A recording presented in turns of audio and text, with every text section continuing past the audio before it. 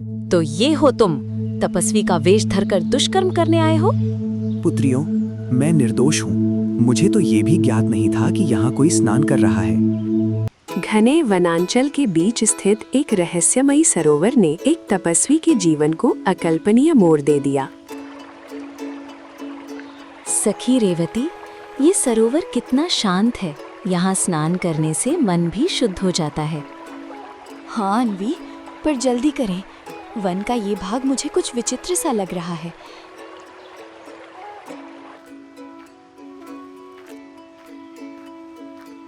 हरि नाम ही जीवन है, हरि नाम ही आधार।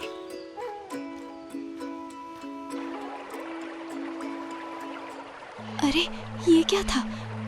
झाड़ियों में कोई छिपा है क्या? मुझे लगता है कोई हमें देख रहा था।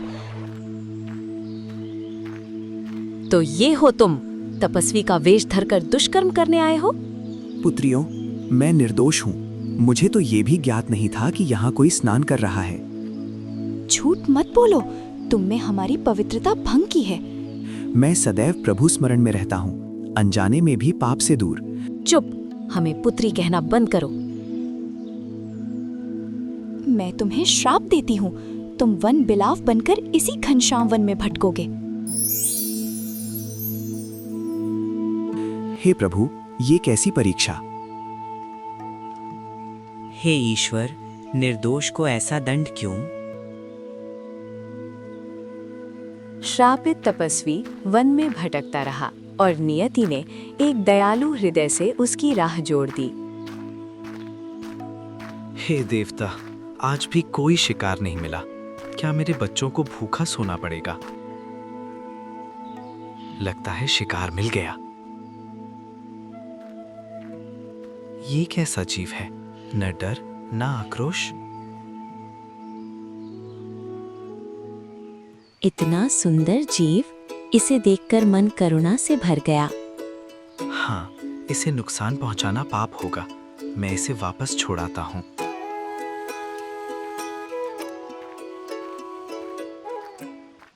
निर्दोष की सहायता करो। डरो मत पक्षी, मैं अब शिकार नहीं करता। ये वन बिलाव श्रापित तपस्वी है। श्राप? कैसे? यदि ये निर्दोष है तो मैं इसकी सहायता करूंगा। 3 पहर दूर मोह सरोवर है, वहां परीक्षा देनी होगी।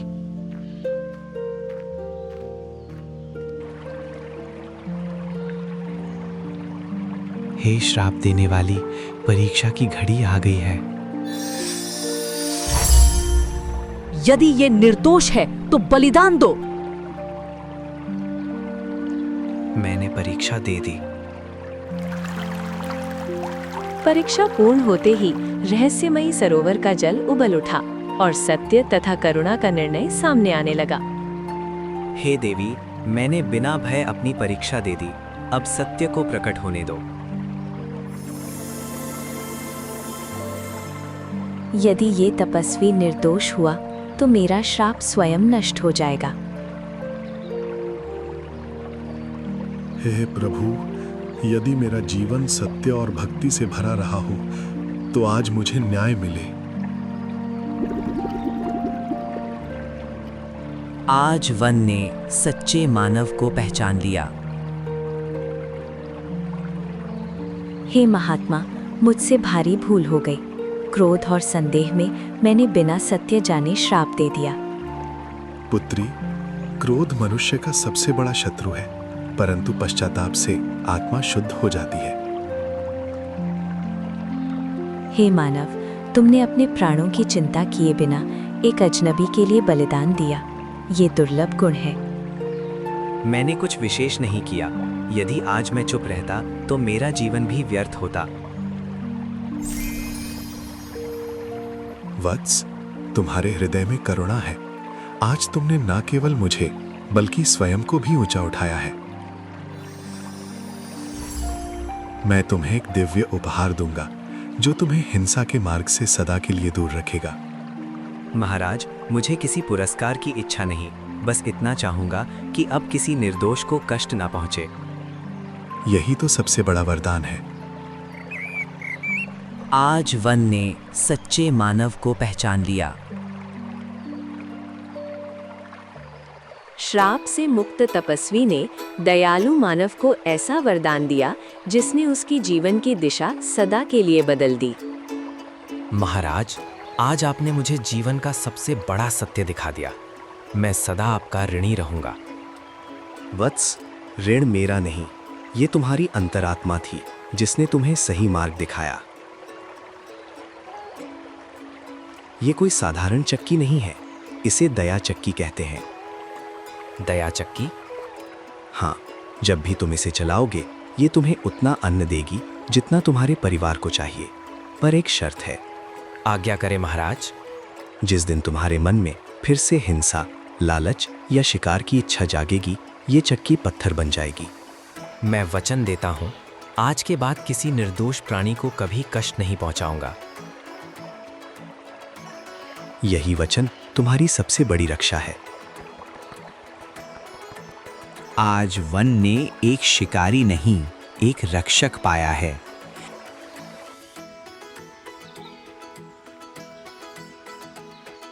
इतनी देर क्यों हो गई? सब ठीक तो है? आज जो हुआ वो शब्दों से परे है। मुझे गर्व है तुम पर। आज मेरे पति ने सच्चा मानव बनकर दिखाया।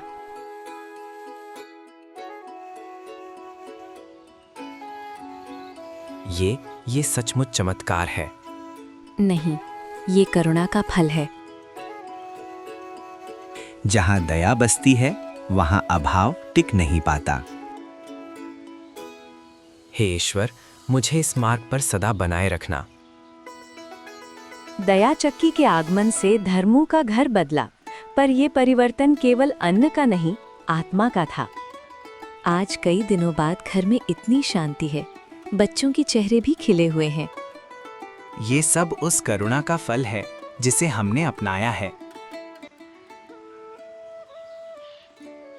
न ज्यादा न कम, ठीक उतना ही जितना चाहिए। महाराज नीलकंठ ने सच कहा था, लालच आते ही ये चमत्कार मिट जाएगा।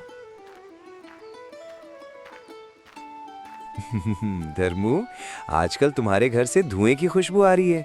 कोई नया काम मिला क्या? नहीं मित्र, बस ईश्वर की कृपा है। अरे बताओ भी, कल तक तुम भूखे रहते थे। कुछ चीजें बताई नहीं जाती, निभाई जाती हैं।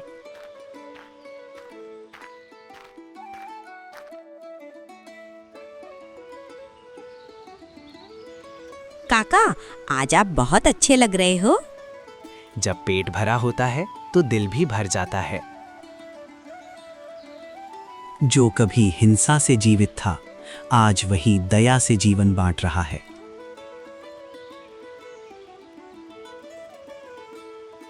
क्या तुम्हें कभी पुराने जीवन की याद आती है? नहीं, अब मेरा मार्ग बदल चुका है। यदि ये चक्की न भी रहे तब भी मैं फिर शिकार नहीं करूंगा। समय के साथ धर्मू की करुणा फैलने लगी और उसका प्रभाव केवल घर तक सीमित नहीं रहा। सुना है धर्मू अब शिकार नहीं करता। हाँ, और उसके घर से किसी को भूखा भी नहीं लौटाया जाता। धर्मू, आजकल तुम बदले बदले से लगते रहो। मन बदल जाए तो जीवन अपने आप बदल जाता है मित्र।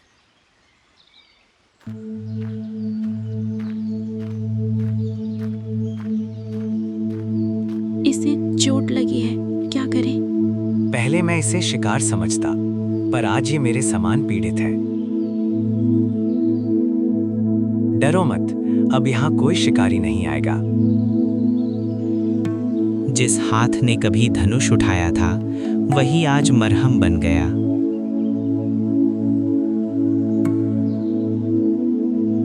इस बार फसल खराब हो गई, बच्चों को क्या खिलाएंगे?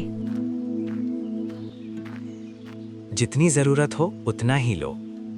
तुम्हें चिंता नहीं कि अन्न खत्म हो जाएगा? लालच नहीं होगा तो अभाव भी नहीं आएगा। ये चक्की साधन है, परीक्षा तो हर दिन मेरी है। हे प्रभु, मुझे अहंकार से बचाए रखना। करुणा की राह पर बढ़ते धर्मों के जीवन में अब एक नया संबंध जुड़ने वाला था, जो परिवार की परिभाषा बदल देगा। देखो, ये मैना रोज हमारे घर आती है, जैसे यहीं की हो। कुछ आत्माएं रिश्तों से नहीं, भावनाओं से बंधती हैं। जहाँ प्रेम होता है वहाँ डर टिक नहीं पाता। ये मैना, ये तो मानो सब समझती है। ये साधारण पक्षी नहीं, इसने हमें सही मार्ग दिखाया है। अरे, ये मैना तो हमारी दोस्त है। ये रोज यहाँ आती है, इससे डर नहीं लगता? मन करता है इसे अपना ही मान लो। आज से ये हमारे घर की सदस्य है। जैसे पुत्र को स्नेह दिया जाता है, वैसे ही आज मुझे आकाश नहीं, घर मिल गया।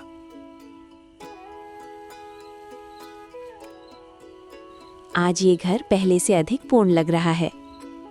क्योंकि आज हमने बिना खून के रिश्ता बनाया है। दूर वनांचल में पश्चाताप की अग्नि जल रही थी, जहां क्रोध से जन्मा श्राप अब आत्मग्लानि बन चुका था। क्रोध में दिया गया निर्णय कितना भयावह होता है।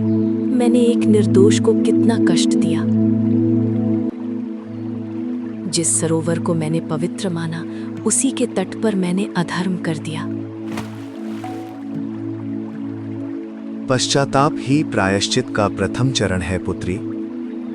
क्षमा मांगने से नहीं, कर्म सुधारने से मिलती है।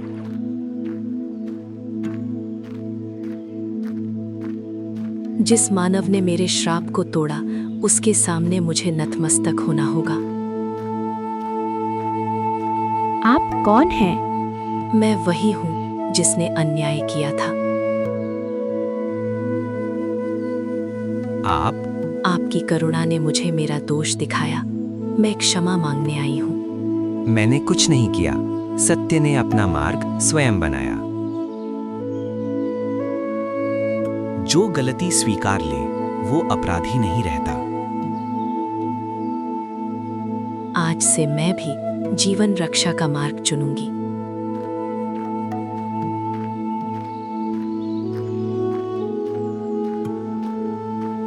हे सरोवर, आज मैं तुझसे वचन लेती हूँ। अब मेरा क्रोध किसी को श्राप नहीं देगा।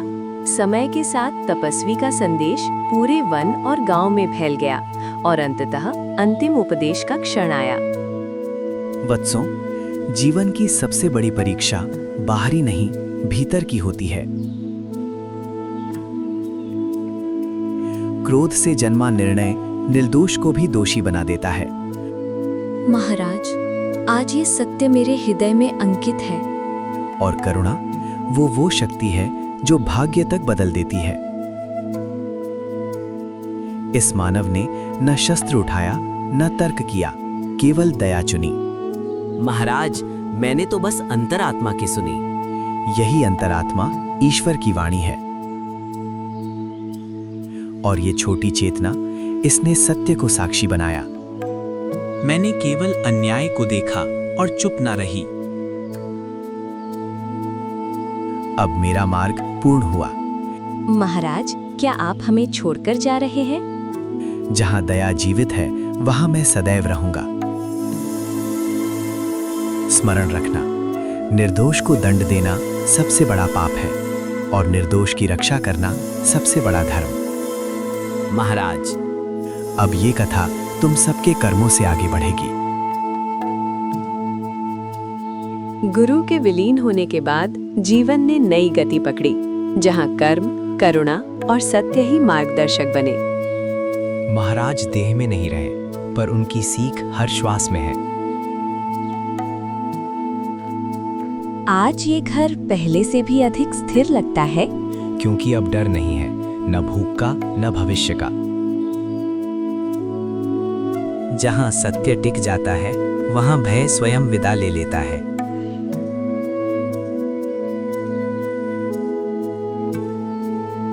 पहले हम अकेले थे, आज हम साथ हैं। धर्मों ने हमें शिकार नहीं, सहारा सिखाया। ये मेरा प्रायश्चित नहीं, मेरा नया धर्म है। काका, सबसे बड़ा बल क्या है? दया, जो बिना शोर किए संसार बदल दे।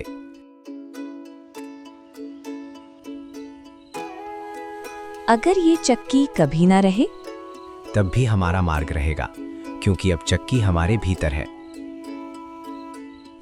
कथा समाप्त नहीं होती, वो हर दयालु कर्म में फिर जन्म लेती है।